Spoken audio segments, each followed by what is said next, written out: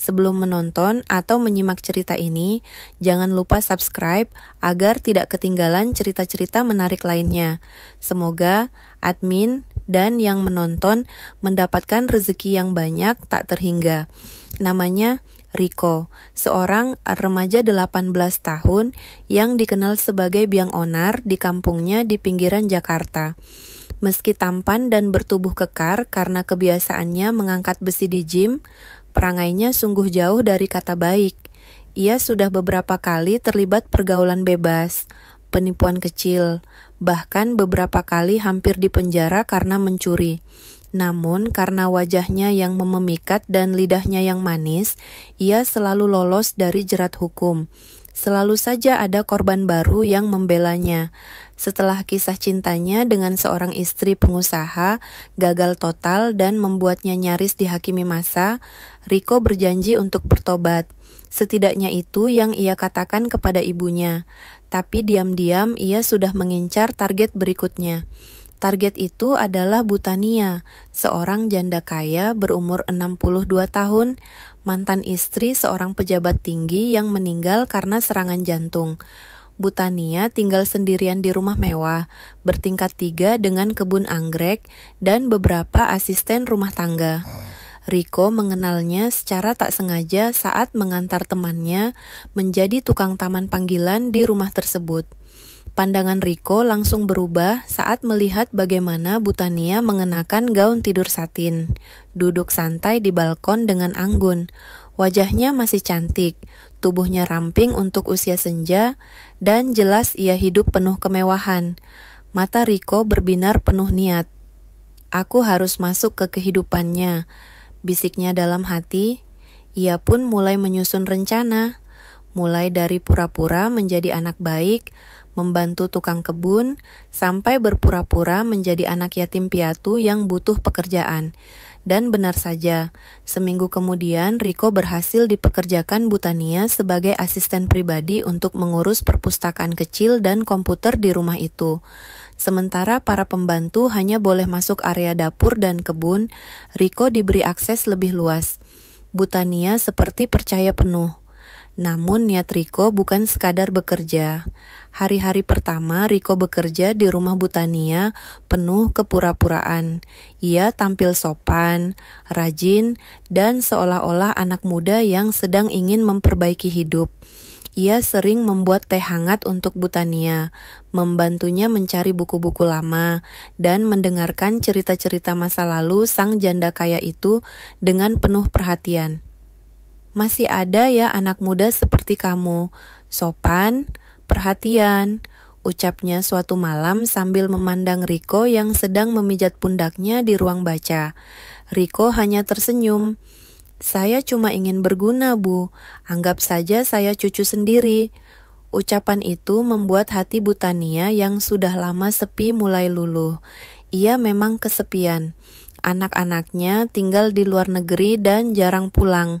Di usianya yang sudah lanjut, perhatian dan sentuhan hangat dari seseorang terasa begitu membekas. Riko pun mulai bermain halus. Ia kadang sengaja tampil setengah telanjang saat berkeringat, pura-pura menyalakan AC dan menggoda ringan. "Maaf ya Bu, bajunya basah semua. Saya bersihin kipas dulu," ucapnya sambil melepaskan kaos dan memamerkan tubuhnya yang kekar. Butania hanya menelan ludah, lalu pura-pura membaca majalah. Tapi dari tatapan matanya, Riko tahu, dia mulai masuk ke dalam perangkap. Malam berikutnya, Riko iseng mengetuk kamar Butania, membawa segelas susu hangat. "Saya khawatir ibu belum tidur. Ini susu biar tidurnya nyenyak." Butania menyambutnya dengan senyum. "Masuklah, duduk sebentar." Dan malam itu menjadi malam pertama Riko duduk di tepi ranjang wanita setua ibunya sendiri, dengan niat tersembunyi yang makin menjadi. Malam itu, suasana kamar Butania terasa sunyi, tapi hangat. Lampu redup. Aroma lavender dari diffuser perlahan menenangkan ruangan. Riko duduk di pinggir tempat tidur sambil menatap wajah wanita tua yang sedang menyandarkan tubuhnya di bantal. Terima kasih sudah temani ibu, ucap Bu Tania dengan suara lirih. Kamu berbeda, Riko. Anak-anak ibu sendiri bahkan tak pernah peduli seperti ini. Riko merespons dengan lirih. Mungkin mereka terlalu sibuk, Bu. Tapi saya ada di sini kalau ibu butuh.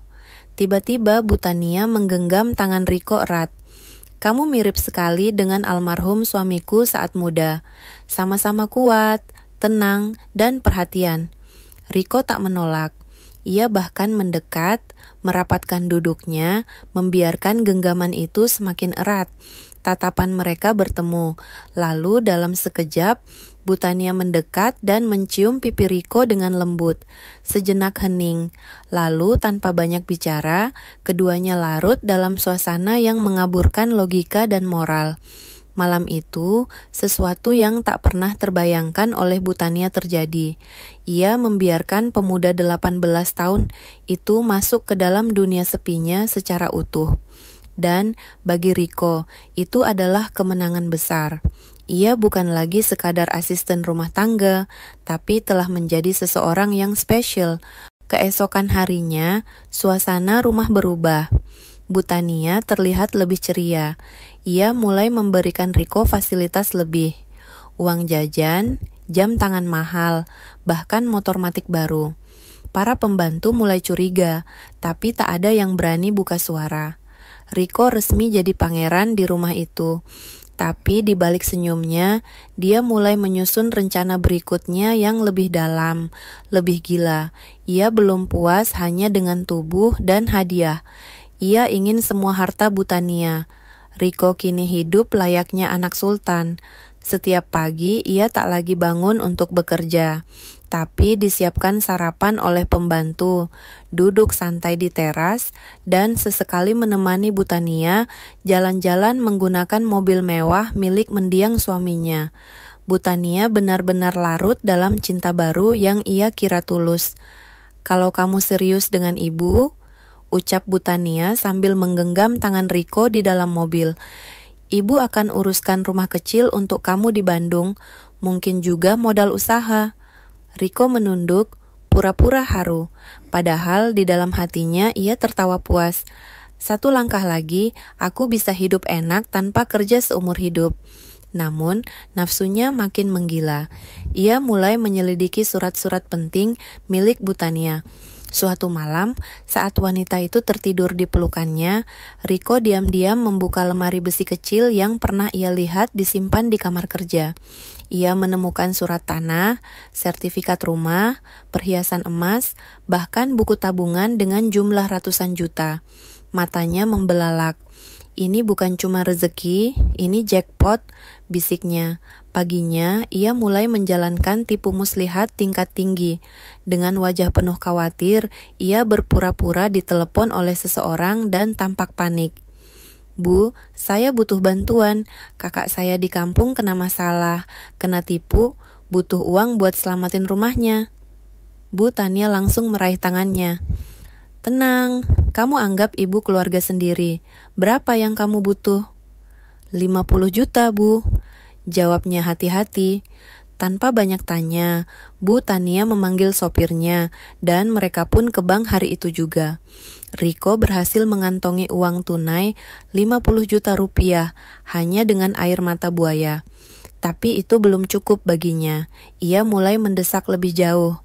Menyarankan agar surat rumah Bu Tania dibuat atas nama bersama, agar katanya kelak, kalau ada apa-apa rumah ini aman. Bu Tania mulai ragu, tapi cinta dan kesepian mengalahkan logika. Namun tanpa ia sadari, seorang pembantu senior yang diam-diam memperhatikan semua gerak-gerik Riko mulai bertindak diam-diam. Namanya Mbak Asi, pembantu setia yang sudah mengabdi pada keluarga Bu Tania sejak 25 tahun lalu. Ia bukan orang sembarangan. Meski hanya seorang pembantu, ia tahu betul siapa yang tulus dan siapa yang pura-pura. Selama berminggu-minggu, Mbak Asih memperhatikan Riko, gerak-geriknya, bisik-bisiknya di telepon, dan bagaimana ia menyentuh Bu Tania dengan tatapan penuh niat. Ia tak bisa tinggal diam. Diam-diam, Mbak Asih memotret percakapan dan gerakan mencurigakan Riko. Ia bahkan merekam saat Riko menyelinap ke ruang kerja dan membuka brankas. Lalu suatu pagi ketika Riko hendak membujuk Bu Tania menandatangani surat kuasa tanah, Mbak Asih datang membawa kejutan. "Ibu, maaf saya tak bisa tinggal diam," ucapnya sambil meletakkan flash disk di atas meja. "Lihat sendiri siapa sebenarnya bocah ini." Dengan tangan gemetar, Bu Tania memutar video di laptopnya. Matanya membelalak saat melihat Riko setengah telanjang membongkar brankas dan memotret surat-surat penting. Tak hanya itu, ada rekaman suara Riko yang berkata pada temannya, "Kalau gue dapat rumah itu, habis sudah hidup gue gampang tinggal nikah sama cewek muda." Bu Tania diam, wajahnya pucat, tubuhnya lemas, air matanya jatuh bukan karena marah, tapi karena rasa hancur dikhianati oleh anak muda yang ia anggap sebagai pengganti cinta sejati. Riko yang berdiri di hadapannya hanya bisa terbata. "Ibu, saya bisa jelaskan." Plak! Sebuah tamparan keras mendarat di pipinya. "Keluar dari rumah ini, sekarang juga." Riko dipaksa keluar dengan hanya membawa pakaian di tubuhnya. Mobilnya ditarik kembali, ATM diblokir, dan laporan penipuan dilayangkan oleh pengacara Bu Tania ke kantor polisi. Akhirnya, Riko ditangkap 2 minggu kemudian saat bersembunyi di rumah temannya di Bekasi. Ia dijerat pasal penipuan dan percobaan penggelapan. Ia tak menyangka liciknya akan berakhir di balik jeruji. Sementara itu, Bu Tania perlahan bangkit dari keterpurukan. Ia lebih berhati-hati dan berterima kasih pada Mbak Asih, satu-satunya orang yang tetap setia. Kisah ini jadi pembelajaran. Jangan pernah percaya sepenuhnya pada wajah tampan dan kata manis, karena di balik senyum bisa saja tersembunyi niat jahat yang siap merenggut segalanya. Kisah pun berakhir.